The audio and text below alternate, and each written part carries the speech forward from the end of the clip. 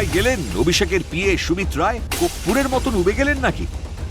বিশ্বাস করুন, এই কথা আমার আপনার শুধু নয়, পাড়ার চায়ের থেকে বাজার সর্বত্রই এই চর্চাই চলছে এখন।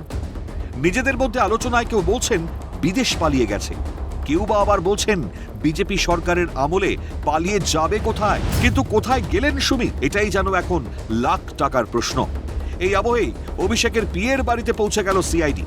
প্রায় 20 মিনিট সুমিতের বাড়িতে থেকে বেরিয়ে যান তারা। কিন্তু কেন সুমিতের বাড়িতে সিআইডি? সোমবার ডেবরার চাকরি প্রতারণা মামলায় আগাম জামিন পান অভিষেক বন্দ্যোপাধ্যায়ের আত্মসহায়ক সুমিত রায়। শালবনির জমি প্রতারণা মামলায় তার আগাম জামিনের আবেদন খারিজ করে দিয়েছে কলকাতা হাইকোর্ট। সেই মামলাতেই এদিন গ্রেপ্তারি পরোয়ানা নিয়ে তার বাড়িতে হাজির সিআইডি। কোনো অবস্থাতেই যে তিনি মুক্তি পাচ্ছেন না তা প্রশাসনিক পদক্ষেপ থেকে স্পষ্ট।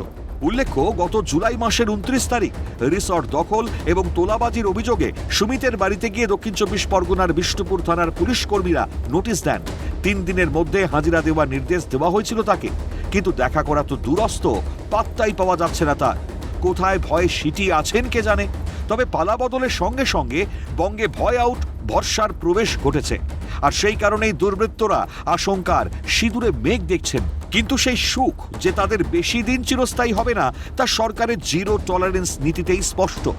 প্রসঙ্গত, পশ্চিম মেদিনীপুরের শালবনীতে সরকারি জমি ভুয়ো নথির মাধ্যমে দখল এবং বিক্রির অভিযোগ উঠেছিল সুমিতের বিরুদ্ধে।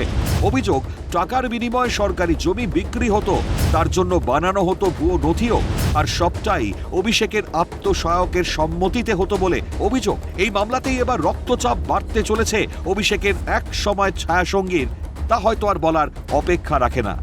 রাজীব নস্করের রিপোর্ট, ক্যালকাটা নিউজ।